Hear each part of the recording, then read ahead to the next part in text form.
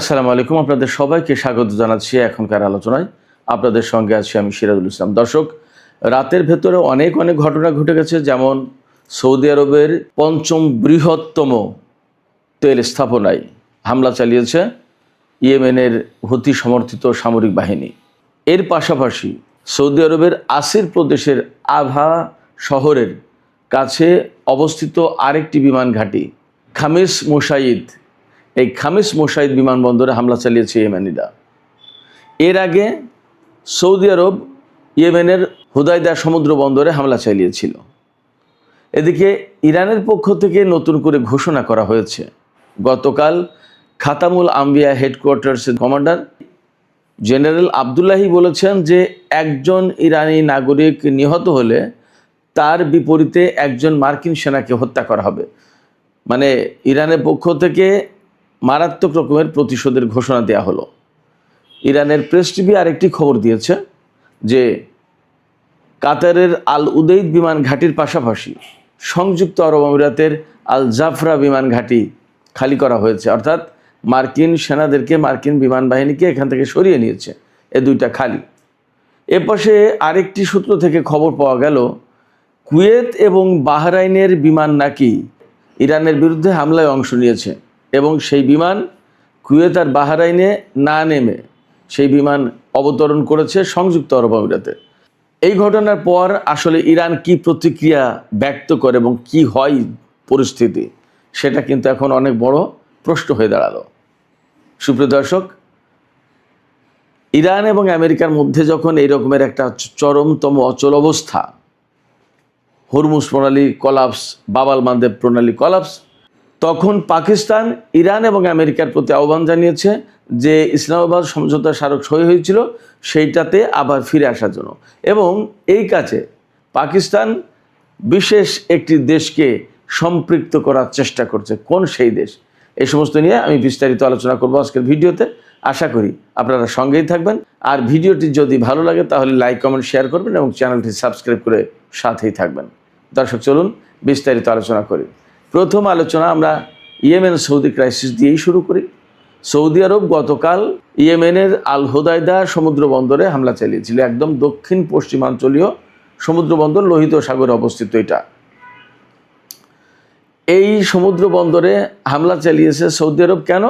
ওই যে ইয়েমেনিরা বাবাল মান্দেব প্রণালী আটকে রেখেছে, এখান থেকে সৌদি আরবের কোনো জাহাজ ভারত মহাসাগরের দিকে যেতে দেবে না, আবার ভারত মহাসাগর বাবাল মান্দেব প্রণালী পার হয়ে সৌদি আরবের দিকে যেতে দেবে না অন্য কোনো জাহাজ। এই যখন পরিস্থিতি, অর্থাৎ এই রকম যখন অবস্থা, এবং এরই মধ্যে কার্যকর করেছে সৌদি আরবের জাহাজে ইয়েমেনি সেনারা হামলা চালিয়েছিল, সে খবর তো গত পরশু দিনের। এই প্রেক্ষাপটে সৌদি আরব ইয়েমেনের আল হুদাইদা সমুদ্র বন্দরের উপর হামলা চালিয়েছে, বিমান হামলা। সৌদি আরব আগেই ঘোষণা করেছিল ইয়েমেন যেহেতু তাদের তেলবাহী জাহাজে হামলা চালিয়েছে, তারা তার প্রতিশোধ নেবে।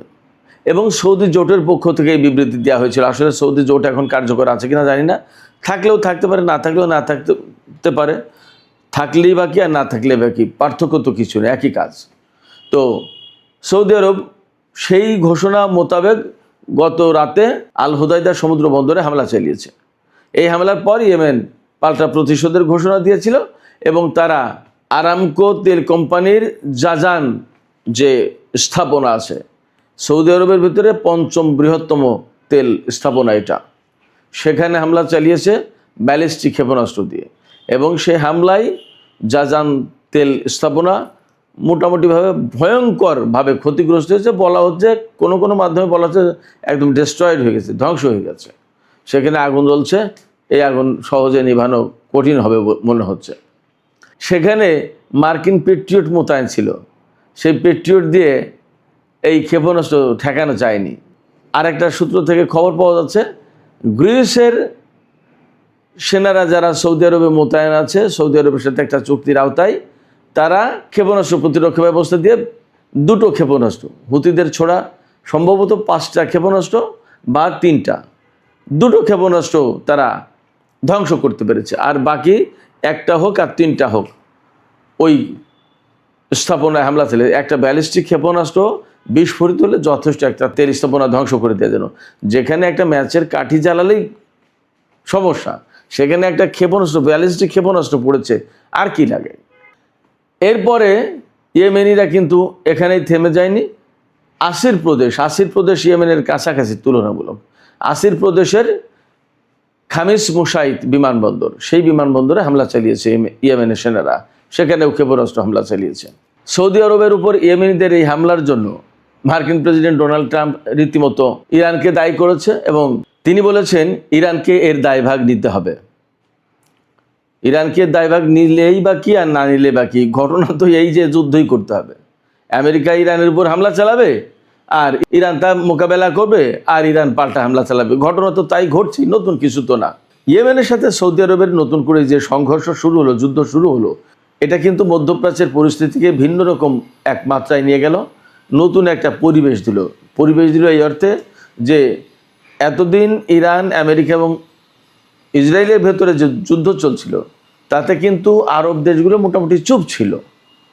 সেই জায়গায় এখন দেখা যাচ্ছে যে সৌদি আরব ইয়েমেনের সাথে যুদ্ধ শুরু করলো। তার মানে কিন্তু এটা মূলত ইরানের বিরুদ্ধেই যুদ্ধ বা আমেরিকাকে সহযোগিতা করার জন্য যুদ্ধ, এইভাবে দেখা হচ্ছে ইরানের পক্ষ থেকে। তাহলে পরিস্থিতিটা কোথায় গেল? এতদিন মধ্যপ্রাচ্যের পরিস্থিতি নিয়ে যেভাবে ভাবা হচ্ছিল, সম্ভবত সৌদি আরবের আর ইয়েমেনের ভেতরকার এই দ্বন্দ্ব সংঘাত আলাদা রকমের অবস্থা তৈরি করলো এবং যুদ্ধের যে সমস্ত সমীকরণ সেটা আরও জটিল হয়ে গেল। এখানে একটা তথ্য দিয়ে রাখি আমি আপনাদেরকে। বাবাল মানদেব প্রণালী, যেটা মূলত হুতিরা কন্ট্রোল করে, শুধু হুতিরা কন্ট্রোল করে না, বাবাল মানদেব প্রণালীর অপর দিকে তো অর্থাৎ দক্ষিণ পাশে তো সোমালিয়া, সেখানে তাদেরও একটা নিয়ন্ত্রণ আছে, বাট মূলত কন্ট্রোল করে এখানে হুতিরা। এখানে হুতিরা খুব স্ট্রঙ্গার। তো এই যে বাবাল মানদেব প্রণালী, এই বাবাল মানদেব প্রণালী দিয়ে ইউরোপ, আফ্রিকা এবং এশিয়ার যে ইন্টারনেট কেবল, যেটা সাবমেরিন কেবল, এই সাবমেরিন কেবলের একটা বিরাট অংশ কিন্তু এই দিক দিয়ে অতিক্রম করেছে। সেক্ষেত্রে যুদ্ধের পরিস্থিতি যদি এমন ভয়ঙ্কর অবস্থায় নেওয়া হয়, সেখান থেকে হয়তো ইয়েমেনের হুতিরা এই কেবলের দিকে নজর দিতে পারে, অর্থাৎ এই কেবল কেটে দেওয়া, ধ্বংস করে দেওয়া, এগুলো করতে পারে। তখন কিন্তু সারা বিশ্বের ইন্টারনেট ব্যবস্থা, ডেটা সিস্টেম, এগুলো কিন্তু ভয়ঙ্কর ক্ষতির মুখে পড়বে, ঝুঁকির মুখে পড়বে। এই সমস্ত টেকনিক্যাল দিক, এই সমস্ত যে কৌশলগত দিক, এই বিষয়গুলো আমেরিকা, সৌদি আরব তাদেরকে মাথায় নেওয়া উচিত বা মাথায় নিয়েছে মনে হচ্ছে। আমরা দেখতে পাচ্ছি আমেরিকা ইরানের বিরুদ্ধে বড় হামলা চালানোর কথা বলেও কিন্তু এখনও হামলা চালায়নি সেই রকমের। আমেরিকা হামলা চালাতে চাইছে, ইসরায়েল তাকে সাপোর্ট দিচ্ছে, বাট হামলা হলে তার পরিণতি কী হবে সেটা কিন্তু ভাবতে হচ্ছে।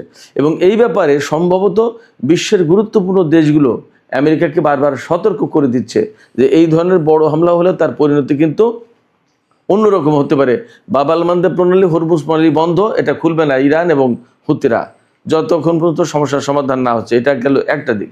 আরেকটা দিক হচ্ছে হরমুজ প্রণালী এবং বাবাল মানদেব প্রণালী, দুই প্রণালী দিয়েই এই রকমের গুরুত্বপূর্ণ সাবমেরিন কেবল গেছে, যেটা সারা বিশ্বের ইন্টারনেট এবং ডেটা সিস্টেমের সাথে জড়িত। এইগুলোতে যদি ইরানিরা বা ইয়েমেনিরা হাত দেয় তাহলে কিন্তু সারা বিশ্ব কলাপস হয়ে যাবে। এগুলো মাথায় রাখতে হচ্ছে। সুপ্রিয় দর্শক, আলোচনার শুরুর দিকে যে কথা বলছিলাম, ইরানের পক্ষ থেকে একটা গুরুত্বপূর্ণ ঘোষণা এসেছে। ইরানের খাতামুল আম্বিয়া হেডকোয়ার্টার্স, যেটা তার কমান্ডার জেনারেল আবদুল্লাহি, তিনি গতকাল ঘোষণা করেছেন মার্কিন হামলায় যদি একজন ইরানি নাগরিক নিহত হয়, তার বিপরীতে ইরান একজন মার্কিন সেনার জীবন নিয়ে নেবে, অর্থাৎ একজন মার্কিন সেনাকে হত্যা করবে। এটা একদম ওপেন ডিক্লারেশন, এটা আমার কোনো ব্যাপার না এবং এটা আমার কোনো দাবি না। ইরানের পক্ষ থেকে এই ঘোষণা দেয়া হয়েছে। তার মানে কি? তার মানে হচ্ছে ইরান এই যুদ্ধের ব্যাপারে আরও অনেক বেশি শক্তিশালী অবস্থানে চলে গেল, শক্ত অবস্থানে চলে গেল। অর্থাৎ আমেরিকাকে আর কোনো মতে ছাড় দেওয়ার ইচ্ছা তাদের নেই, ছাড় দেওয়ার মানসিকতা ইরানি সেনাবাহিনীর ভেতরে এখন আর নেই, সেটা কাজ করছে না। তার আগে ইরান ঘোষণা করেছিল যে ইরান এখন যুদ্ধের নীতিতে চোখের বদলে চোখ এটা অনুসরণ করবে, অর্থাৎ যেরকম ক্ষতি ইরানও সেই রকম শত্রুপক্ষের উপরে সেরকম ক্ষতি করে দেওয়ার চেষ্টা করবে। এর জবাবে আমেরিকার পররাষ্ট্রমন্ত্রী মার্কো রুবিও বলেছিলেন যে ইরান তো চোখের বদলে চোখ নেবে আর আমরা চোখের বদলে মাথা নেব। তার মানে আমেরিকা আরও হত্যাকাণ্ড বেশি চালানোর ঘোষণা দিয়েছিল। তারপরে ইরানের খাতামুল আম্বিয়া হেডকোয়ার্টার্সের যিনি কমান্ডার জেনারেল আবদুল্লাহি বলছেন যে একজন ইরানি নাগরিক নিহত হলে একজন মার্কিন সেনাকে হত্যা করা হবে। এবং সম্ভবত এই কথা বলার সুযোগ পাচ্ছে ইরান এই জায়গা থেকে মধ্যপ্রাচ্যের ঘাঁটিগুলো কিন্তু একদম ঝরঝরে করে দিয়েছে। অর্থাৎ কুয়েত, বাহরাইন, সংযুক্ত আরব আমিরাত, কাতার, ইরাক, এই সমস্ত জায়গায় যে সমস্ত আমেরিকার ঘাঁটি ছিল সেই ঘাঁটিগুলো বেশিরভাগই তছনছ হয়ে গেছে। যখন তছনছ হয়ে গেছে তখন মার্কিন সেনারা সেখানে কিন্তু খুব নিরাপদ না। তো যখন নিরাপদ না, তখন ইরানের পক্ষ থেকে তাদের হত্যা করা কিন্তু খুব একটা কঠিন কাজ না বলে মনে হচ্ছে। আমরা একটা বিষয় খেয়াল করেছি, আমেরিকা ইসরায়েলের হামলায় ইরানের ব্যাপক বেসামরিক নাগরিক নিহত হয়েছে এবং তো সম্ভবত 4000-5000 মানুষ নিহত হয়ে গেছে এই গত 40 দিনের যুদ্ধে এবং এই 12-13 দিনের যুদ্ধে। কিন্তু অপরদিকে খেয়াল করে দেখুন, ইরানের হামলায় যত জায়গায় হামলা চালিয়েছে, ইসরায়েল থেকে শুরু করে ইরাক, কুয়েত, সৌদি আরব, সংযুক্ত আরব আমিরাত, কাতার, বাহরাইন, ওমান, জর্দান, কোনো জায়গায় কিন্তু বেসামরিক লোকজন নিহতের ঘটনা নেই। ইরান কিন্তু একটা যুদ্ধের নীতি অনুসরণ করে চলছে। ইরান বলছে এটা ইসলামের নীতি, বেসামরিক লোকজন তো দায়ী না, তাদেরকে হত্যা করার কোনো সুযোগ ইসলাম রাখেনি। এমনকি ইরানের হামলায় আমেরিকা বা ইসরায়েলের সেনাবাহিনীর লোকজনও কিন্তু কম নিহত হয়েছে। তার মানে দাঁড়াচ্ছে যে ইরান কিন্তু বেসিক্যালি মানুষকে হত্যার জন্য, সে হোক সেনা অথবা বেসামরিক লোকজন, মানুষ হত্যার জন্য চেষ্টা করছে না। কি চেষ্টা করছে?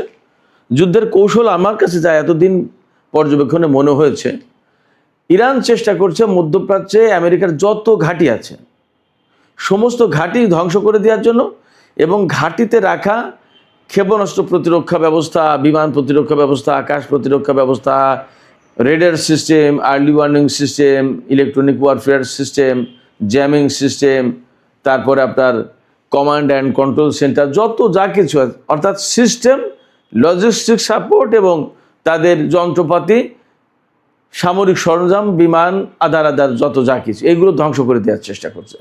ক্ষেপণাস্ত্র প্রতিরক্ষা ব্যবস্থা, থার্ড, পেট্রিয়ট, এই সমস্ত। মানুষ হত্যার দিকে কিন্তু তারা নজর দেয়নি, এটা আমার কাছে মনে হয়েছে।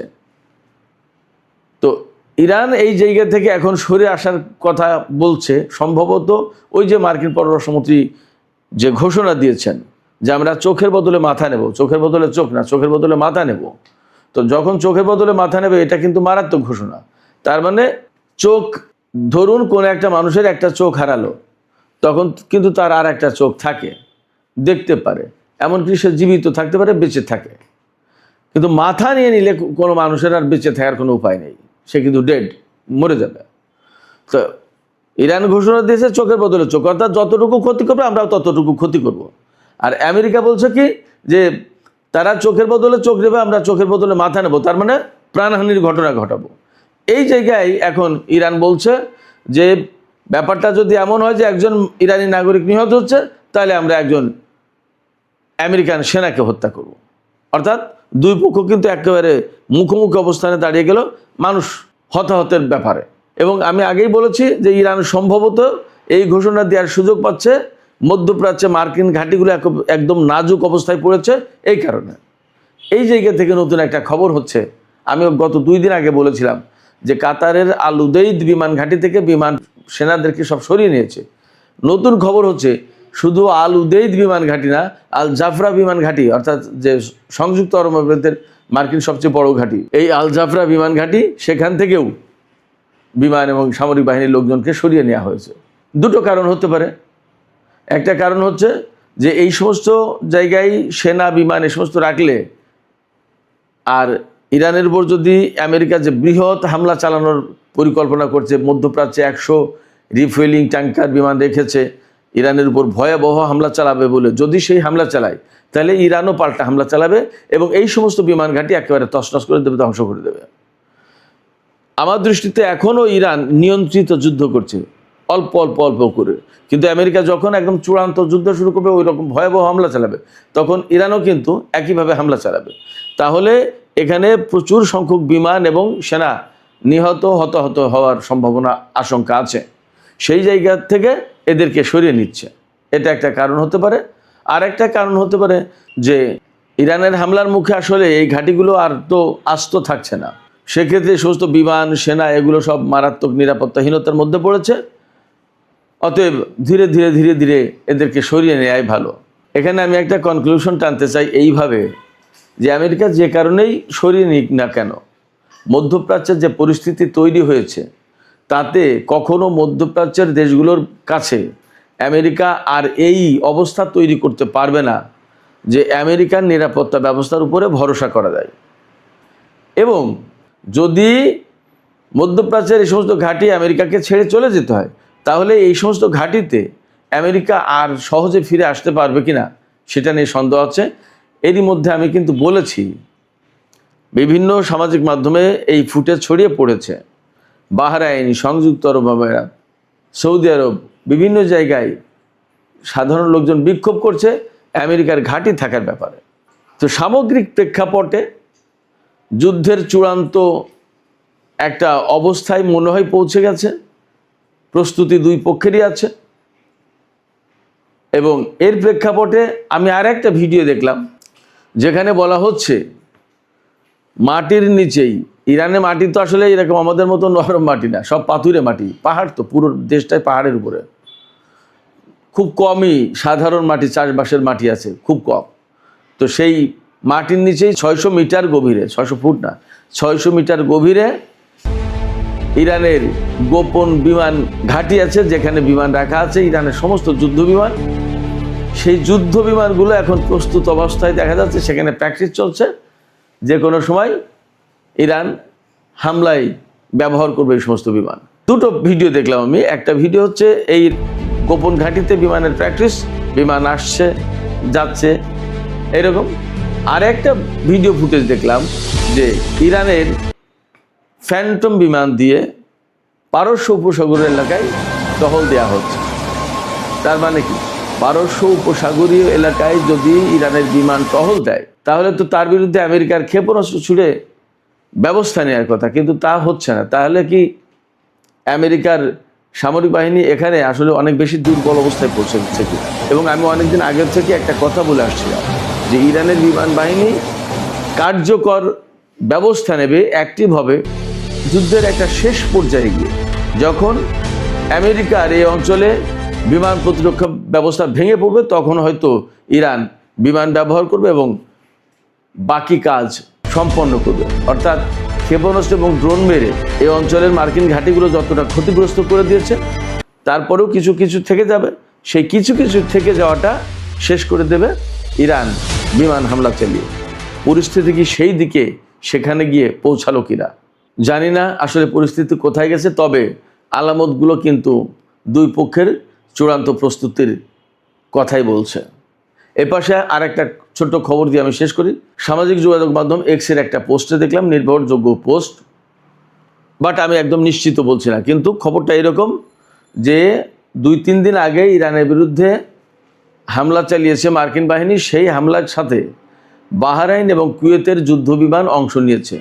বাহরাইন এবং কুয়েতের এই বিমানগুলো পরবর্তীতে সংযুক্ত আরব আমিরাতের একটা বিমান ঘাঁটিতে অবতরণ করেছে। বাহরাইন এবং কুয়েতে নামেনি। বাহরাইন কুয়েতে নামেনি কেন এটা পরিষ্কার না। হতে পারে যে তারা হয়তো ভয় পাচ্ছিল যে ইরান পাল্টা হামলা চালাবে যে কোনো মুহূর্তেই।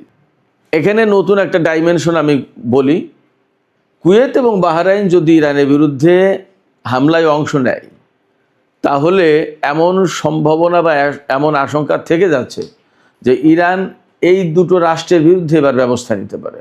এতদিন কিন্তু মার্কিন ঘাঁটিগুলোর উপরে হামলা চালিয়েছে ইরান, এবার এখন সরাসরি কুয়েত দেশ হিসেবে কুয়েতের এবং বাহরাইনের বিরুদ্ধে হামলা চালাতে পারে ইরান, এমন আশঙ্কা থেকে যাচ্ছে। হয়তো বা এখানে ইরান যাচাই বাছাই করে দেখার চেষ্টা করছে যে কী ঘটেছে। যদি বাহরাইন এবং কুয়েত ইরানের বিরুদ্ধে সরাসরি বিমান হামলায় অংশ নেয়, তাহলে হয়তো দেশ হিসেবে কুয়েত এবং বাহরাইন ইরানের হামলার মুখে পড়তে যাচ্ছে। জানি না কি হচ্ছে কি হবে, তবে আগামী 2-4 দিনের ভেতরে মনে হয় পরিস্থিতি অনেক কিছু পরিষ্কার হবে। আর সৌদি আরব আর ইয়েমেন যে নতুন করে সংঘাতে জড়ালো, এতেও আমি আগেই বলেছি মধ্যপ্রাচ্যের পরিস্থিতি ভিন্ন রূপ পেল, ভিন্ন মাত্রা পেল। দেখা যাক আসলে পরিস্থিতি কোথায় গিয়ে শেষ হয়। সুপ্রিয় দর্শক, এখনকার আলোচনা এখানে শেষ করতে চাইছি।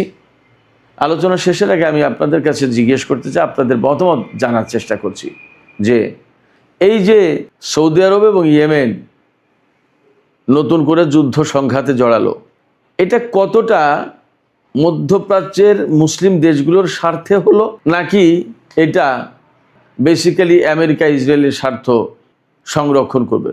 অর্থাৎ এই যুদ্ধ থেকে কি আলটিমেটলি আমেরিকা লাভবান হবে, নাকি মধ্যপ্রাচ্যের দেশগুলো লাভবান হবে? কি মনে হয় আপনাদের? আপনাদের মতামত কমেন্টে জানাতে পারেন। আর ভিডিও ভালো লাগলে লাইক কমেন্ট শেয়ার করবেন এবং চ্যানেলটি সাবস্ক্রাইব করে সাথেই থাকবেন।